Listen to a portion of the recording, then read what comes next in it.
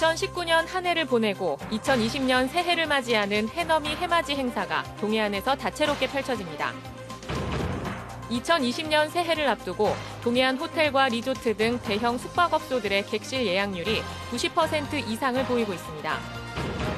강릉 커피축제와 정선 아리랑제 등 도내 7개 축제가 정부 지정 문화관광 축제에 선정돼 국비 지원을 받게 됐습니다. 관동 8경의 하나인 강릉 경포대 정자가 문화적, 역사적 가치를 인정받아 보물 제2046호로 지정됐습니다. 여러분 안녕하십니까? 뉴스데스크 강원입니다. 다사다난했던 2019년, 올해도 며칠 남지 않았습니다. 동해안 곳곳에서는 해넘이 해맞이 행사가 다채롭게 열립니다. 홍한표 기자가 전해드립니다. 우리나라 최고의 해돋이 명소로 꼽히는 강릉시 정동진 모래시계 공원에서는 묵은 해를 보내고 새해를 맞이하는 모래시계 회전식이 오는 31일부터 열립니다.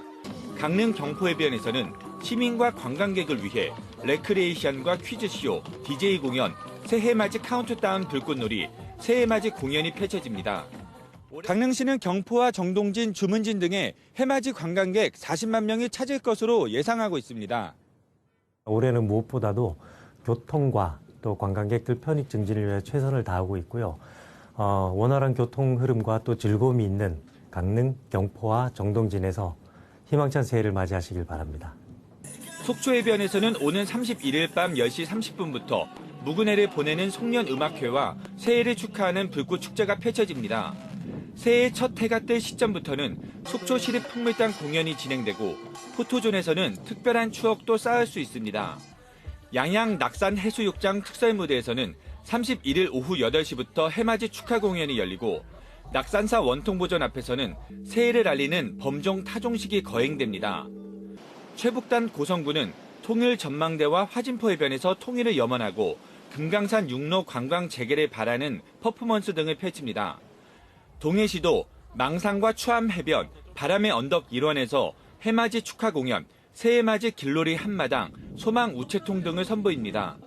삼척해변과 삼척소망의 탑 등에서도 해맞이 행사가 진행됩니다. 호텔과 리조트 등 동해안 숙박업소와 횟집 등 음식점에서도 해맞이 관광객 맞이에 한창입니다. 고객들과 함께하는 시간을 가질 예정이고요.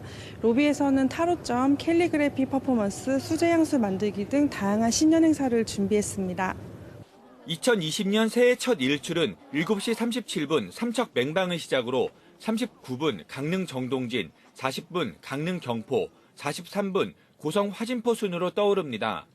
또 1월 1일에는 맑은 날씨가 예보돼 있어 장엄한 일출을 볼 수 있을 것으로 기대됩니다. MBC 뉴스 홍한표입니다. 새해를 앞두고 동해안 호텔과 리조트, 숙박업소의 객실 예약률이 90% 이상을 보이고 있습니다. 리조트 업계에 따르면 강릉 라카이 샌드파인, 고성 델피노, 속초 한화, 양양과 삼척 솔비치 등 리조트 업계의 객실 예약률이 오는 31일까지 만실이나 90% 이상을 기록하고 있습니다.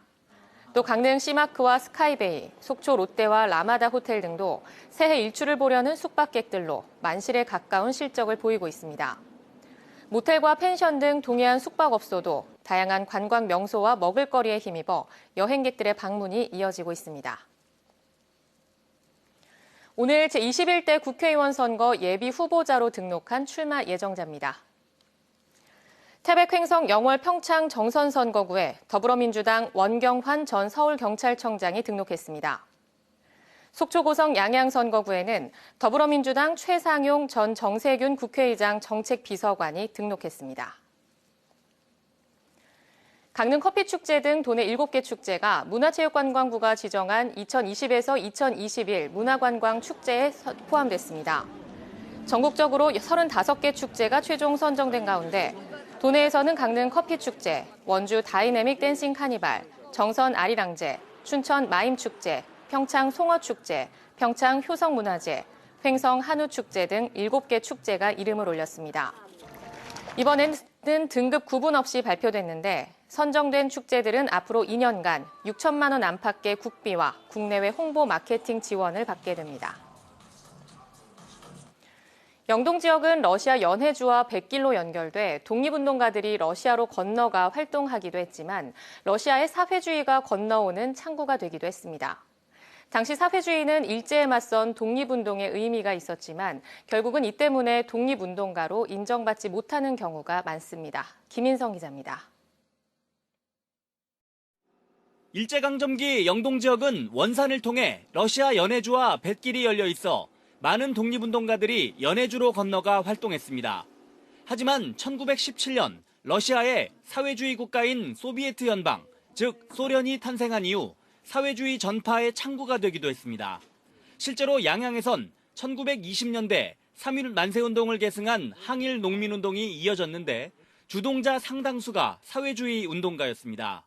사회주의가 우리 사회에서 오랫동안 금기시돼 왔기 때문에 양양 지역 서훈자 61명 가운데 사회주의와 관련된 분은 1990년 애족장을 받은 김사만 선생, 2010년 애족장을 받은 노상열 선생, 올해 대통령 표창을 받은 추교철 선생 3분에 불과합니다. 그 독립운동을 하기 위해서는 일본을 우리가 몰아내야 된다. 그분들이 거기 이어서 계속 갔어요. 쪽이 되다 보니까 조금 그런 안타까움이 있어요. 근데 그때는 뭐 거기 사회주의다 뭐 그게 아니고 독립운동이었어요. 강릉에선 좌익 지도자 몽양 여운영 선생이 초당동 초당의숙에서 항일운동을 고취시키는 교육을 했습니다. 강릉에서는 또 1930년대에 일제타도와 민족해방을 기치로 조선공산당 재건운동이 활발히 벌어지기도 했습니다. 강릉의 홍무일 씨는 아버지가 농민운동을 조직해 항일운동을 벌였던 사실을 여러 가지 자료로 입증했지만 이후의 사회주의 운동으로 인해 결국 서훈을 받지 못했습니다.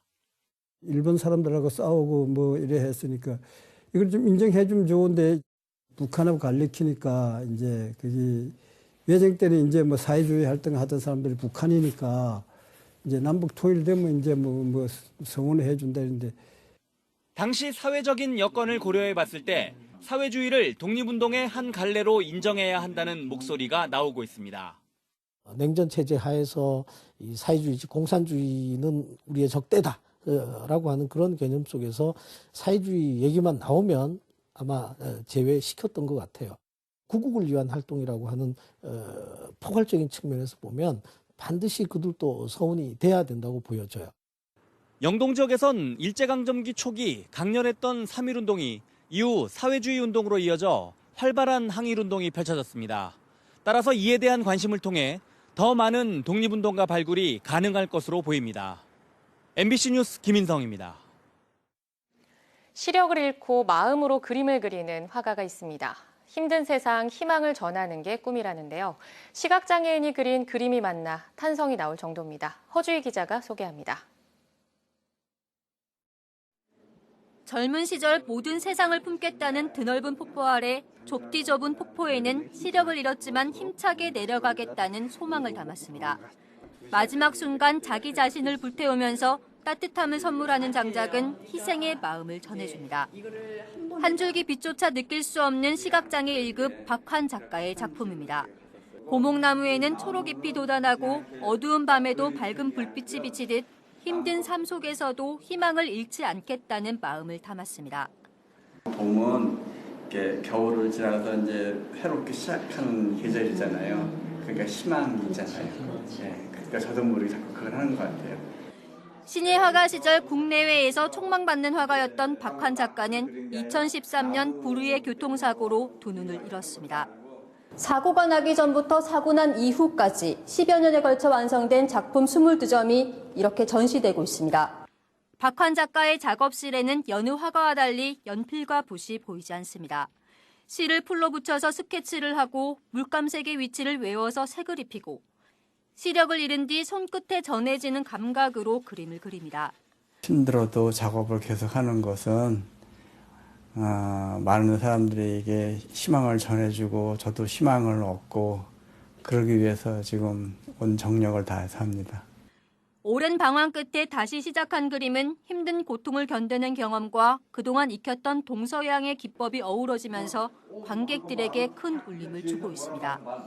4단계, 5단계 이렇게 거쳐서 하신다니까 상상이 안 돼요, 저희는. 안 보이는데 이렇게 하실 수 있다는 게 대단하신 것 같아요. 힘들었던 한 해가 지나고 밝은 새해가 다가오는 이 시기에 마음으로 그린 그림들이 위로와 격려의 말을 건네고 있습니다. MBC 뉴스 허주입니다.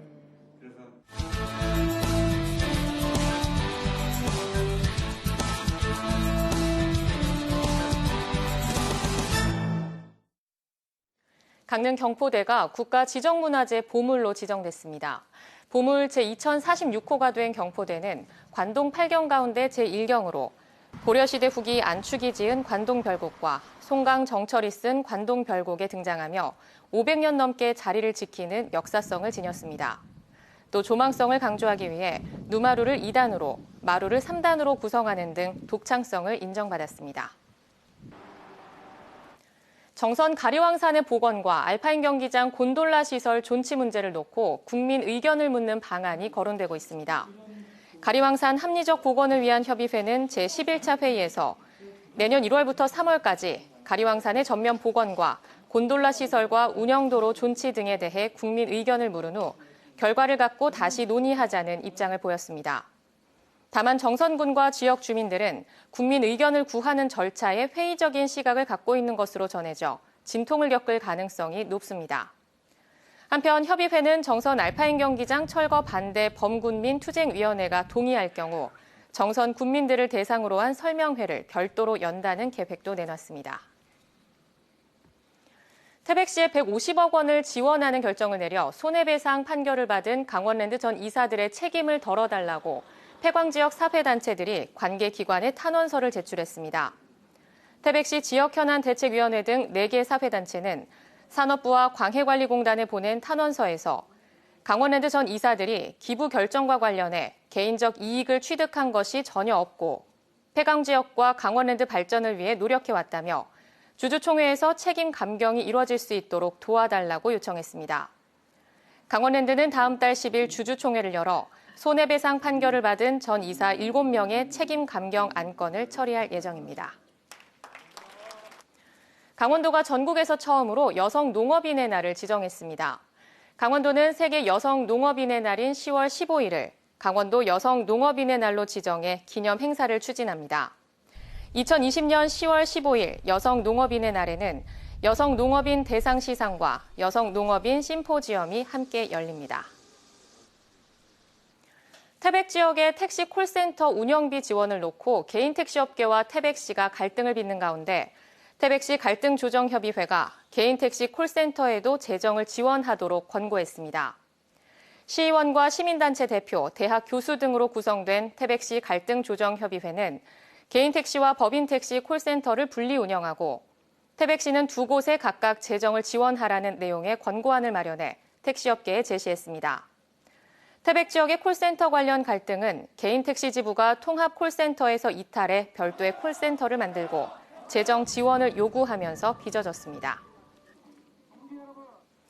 고성군이 올해 투자 유치를 통해 일자리 창출과 관광 레저 도시 건설의 두각을 나타냈다고 밝혔습니다. 고성군은 군정 주요 성과 보고회를 통해 스카이 테마파크 호텔과 한옥 호텔, 정제소금과 미네랄 농축액 제조 사업 등 투자 마케팅을 통해 투자 유치를 끌어냈다고 밝혔습니다.